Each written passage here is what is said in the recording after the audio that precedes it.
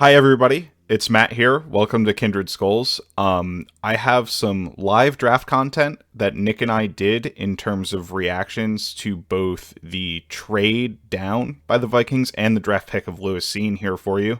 Figured I'd give you some bonus content as we did this live on YouTube last night with the Climbing the Pocket Network.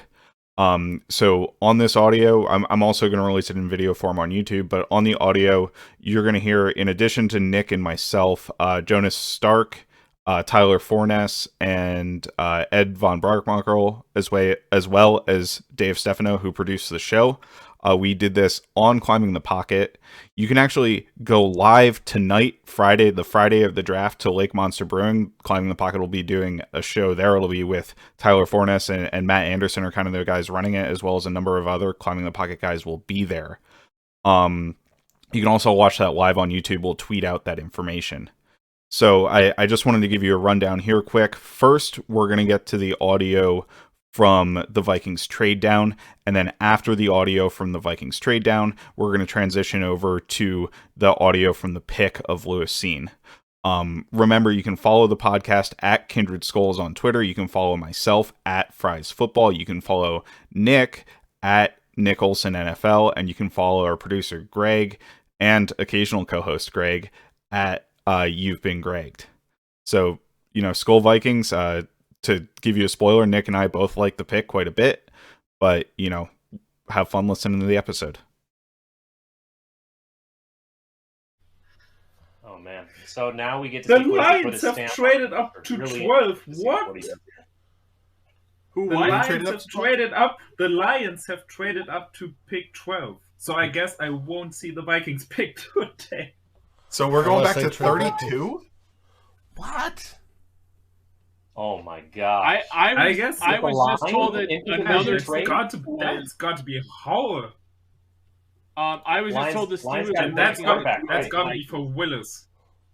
That's got to be for Willis. And yikes, that has to be a hole, an absolute hole. I think we probably get 32, 34, and then additional capital next year, right? Because they have 32 and 34. Wow. All right, so it's going to be a long night. Yeah. Traded back to Hey, what? I'll say 32 this: if we get 32-34 and the Rams first next year, that's a big win. If that's I don't think the they trade. did that. That's like 3 first-round picks. Oh my gosh. So let's prep the trade chart here, Dave, because we're going to need to do some calculations. Yep. Well, Raps I'll bring it. just I'll bring it up reported in the Lions are officially up. in my spreadsheet form, but we'll bring it up real quick here. Oh, As I wait. drop Olave. Wait. Detroit 32, 34 and 66 for the Vikings, 12 and 46. Wait, hold on. What? No, that doesn't make any sense. 32, 34, 66 for 12 and 46. That's it? That's it? Repeat Looks that. like it. Like a lot. 32. What are those? 32, 34 and 66 for 12 and 46. I don't think that's enough value if you're throwing in 46. Yeah, that looks like what it is. Yeah. That's definitely interesting. Let's see what the trade charts say, because we were talking about trading back right with the Chiefs for just 29 and 30. Mm-hmm. Those values between 32 and 34, I can't imagine are that far off. But we're definitely going to lose this by the Jimmy Johnson chart. Oh, yeah. Yeah.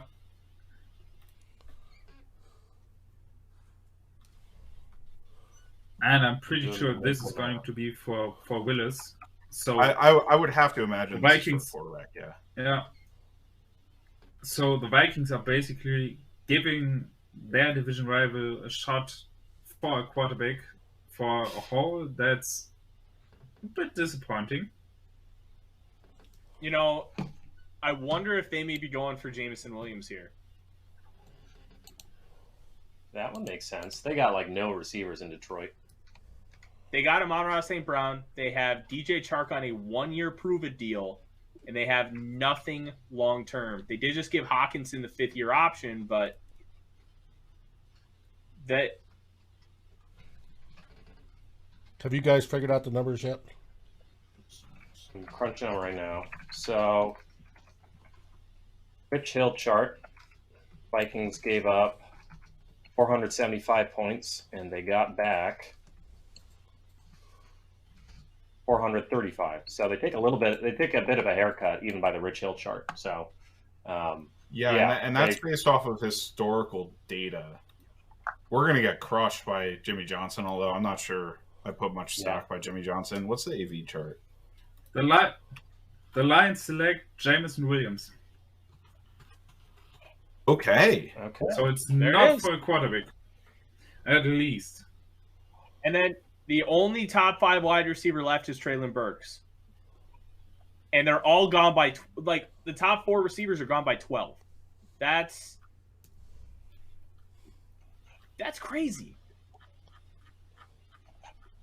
But it really shows that the NFL is valuing these rookie wide receiver deals as a long-term play, considering what we've seen with the market over the past, 2 months with Devontae Adams and Tyreek Hill. Yeah, so I think the wide receiver deals play into this, Tyler. I totally agree. Because you're not going to have this is like $8 million a year, $8 million a year. I don't know what the cost of guys at 12 is compared to the $30 million a year deals almost that guys are getting at this point. But yeah, I going back to the trade value a little bit, I do think we lose value here. This is not kind of a trade I would have pulled the trigger on, especially since we're dropping back from 46, where I think, that middle of the second round is actually a pretty good value portion of the draft. I'm kind of interested to see if there's any sort of future picks involved in this at all. If the full thing comes out and we get some sort of future draft selection. Well, if I did my math right, for the Harvard chart, the Lions gave up 634 points and we gave up 436. So we came up ahead on that one. Yeah, and that makes sense because that one's based on the actual performance of players. Going that and really the difference between the top and the bottom, like the middle of the first round and the bottom of the first round probably is not that different in terms of the actual performance of players moving forward. But I do think it's kind of relevant, especially the Rich Hill chart, because we lose value based on what teams have done in the past. And granted, this is a weak class in general, right? It's not seen as a particularly strong class, so maybe you were more comfortable with moving back a few spots. But it's really just kind of an interesting decision. Especially, I go back to that swap of our second round pick for their, third round pick at the beginning of the third round is really a bit of a concern.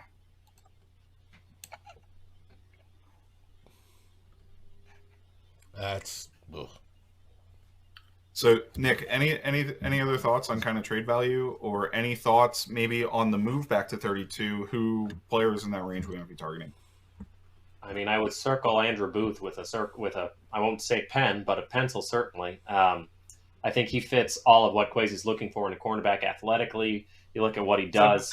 Kyrie Lam. Sorry. The Eagles are trading up to 13.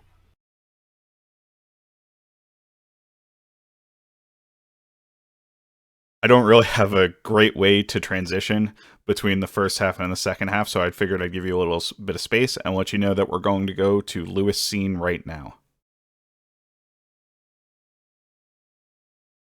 I just saw the pick, guys. The pick is Lewis Cine from Georgia, safety from Georgia. Really? So we talked about, the Bucks taking Lewis Cine. They traded back, and the Vikings appear to take the guy that they were targeting the entire time. So that's a really interesting pick to me. I went out, I think I might have tweeted this the other day, where I was more comfortable taking Lewis Cine at 12 than I was taking Trent McDuffie at 12. I love Lewis Cine. I think he's a fantastic football player. He's going to go great into the Vikings quarters, cover 6, all of that system. He's a great half-field safety. He's really fantastic coming downhill in the run game. That's something you really need from the safeties in this run game, is a player to trigger fast and come downhill fast. He also has the range on the back end and the coverage instincts to do it. One of the analysts I really like is now with The Athletic. I'm blanking on Deontay Lee with The Athletic. Talking about Lewis Cine, he basically, his point was Nakobe Dean and Lewis Cine on that defense were the two players when Georgia needed to make a play. They were the guys that they asked to make the play. And given the amount of talent that team had, I think that's a really impressive, a really impressive accolade for Lewis Cine on that team. So I'm on board with this pick. Like Nick and I talked up Andrew Booth Jr., there's questions there with the medicals and the lack of athletic testing. So we'll see what we do at 34. But if we can come back at 34 and get Andrew Booth Jr. or get an edge, I'm really, really happy with this pick personally. I know it's not Malik Willis, guys, but they may come back. I would doubt it.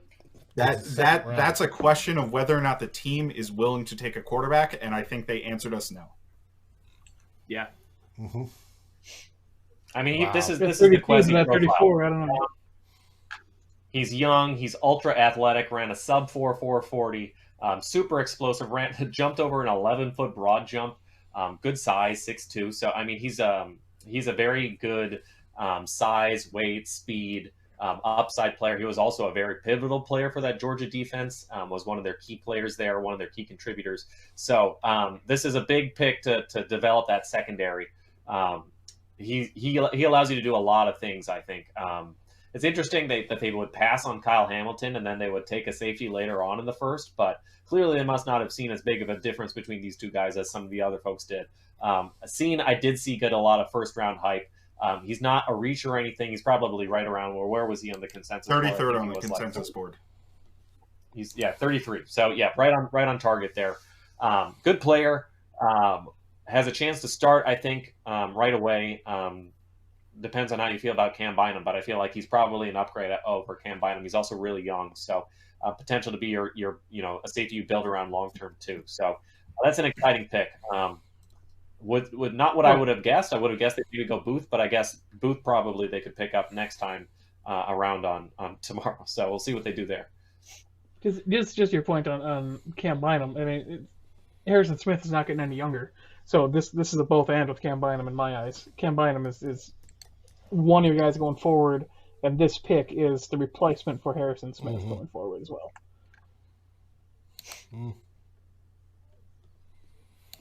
Yeah. Yes.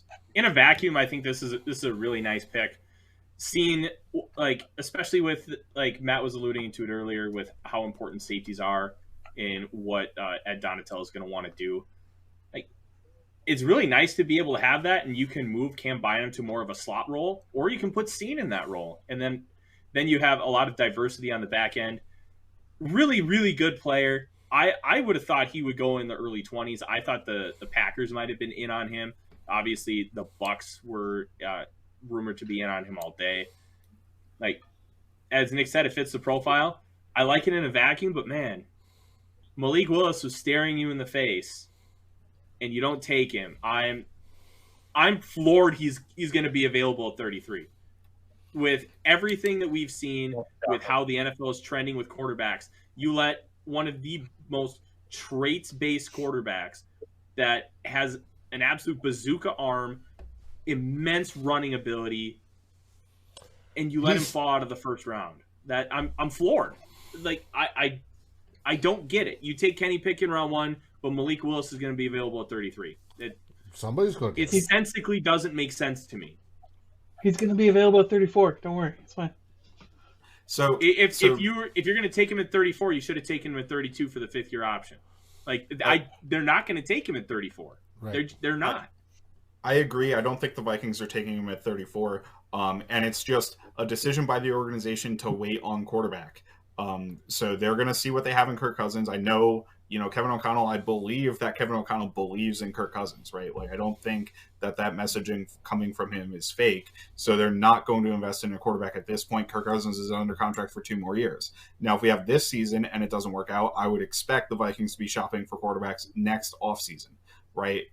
If Kirk Cousins isn't able to take that next step. I just want to bring it back to Cine a little bit. Cine was a really, really amazing athletic tester. 992 RAS. That's 99th percentile again.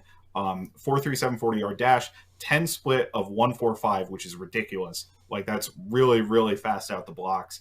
And then he also had a broad jump of over 11 feet at 6'2", 199, so about 200 pounds. So he is a big physical safety, and he's got great athleticism. Now, he didn't do agility drills, so we can probably guess what that means in terms of he's lacking there. Like, he's not a player that I would project as a slot corner necessarily, but like I said at the beginning, I love the player. I was really comfortable with him as a pick, and I probably would have taken Andrew Booth over him at 32, but he's my second choice, excluding the quarterback situation, which I don't think is something that we really have say over, right? That's a willingness of the team to take that quarterback. Yeah, it's 100% a willingness of the team, and I'm very disappointed that they didn't take it, but I'll get over it, and now it's time to move on. 34 becomes a really interesting spot because there's a couple good edge rushers. There's Andrew Booth Jr. still on the board. Do they take 2 secondary guys with their first 2 picks and then wait until 66 to go in another direction? Or do they try and move up with 77 and 66 to go back into the second round and get another guy? I want to think outside of Booth, Logan Hall's an option. Boyan Mafe with his athleticism is an option, even though there's the age. Christian Watson is tempting. I don't think there's any junior receivers out there that might be appealing, but like the Vikings have the second pick tomorrow, and that's going to be really, really fun. Yeah, that's really exciting. I'm kind of curious that they wouldn't take like the premium position for the 5th-year option, just because a 5th-year option with the safety is worth less than a 5th-year option with a corner or an edge rusher. So, but then again, maybe they didn't think. Well, actually, I guess who's next? The Bucs, right? So, and the Bucs just took the safety. So, right. Cine probably would have been available at 30. So that part is puzzling to me. But yeah, high upside player. The athleticism is there. I think he was a good player for Georgia and a pivotal player for Georgia, and he might be a better pro than he was a college player too. So intriguing pick, and certainly helps the secondary, which was this team's number 1, I think. So makes sense. 0.47 wins above average. Eric just posted it on Twitter. There we go. I honestly don't have great context for that in terms of how that rates among safeties or other positions. So, but at the end of the day, I do think safety was a need for the Vikings. Like, I don't want to count the chickens before they hatch with Cam Bynum, right? I think that I like him as a player, but I'm not willing to say he's a starting safety yet. I think Lewis Cine is a starting safety day 1 in the NFL. Also, as Ed mentioned, if we do like Cam Bynum and think he develops into a starting safety, we do need a long-term answer next to replace Harrison Smith. So I think the combination of the two really adds. Also, as Nick mentioned, some slot corner snaps are a potential for, Tyler might have mentioned this, sorry. Slot corner snaps for Cam Bynum. He played a couple last year. Maybe that's kind of an interesting wrinkle. Or a 3 safety / dime package. I know that's something the Packers ran a ton under Mike Pettin. So it could be interesting.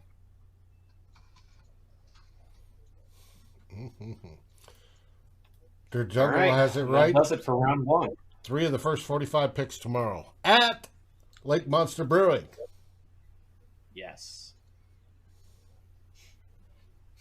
So, for Nick, at Nick Olson, NFL, I'm Matt Freese, at Fries Football. You can find us at Kindred Skulls on Twitter, on YouTube, search for Kindred Skulls. You can find the pod, iTunes, Spotify, anywhere you find your podcasts. Also, we put it up on YouTube, as I kind of mentioned, and Skull Vikings. Cool, baby. The first round corner wouldn't do us any harm. Oh, another first round corner wouldn't do us any harm. Oh, another first round corner wouldn't do us any harm. And we'll all cheer on behind, and we'll score.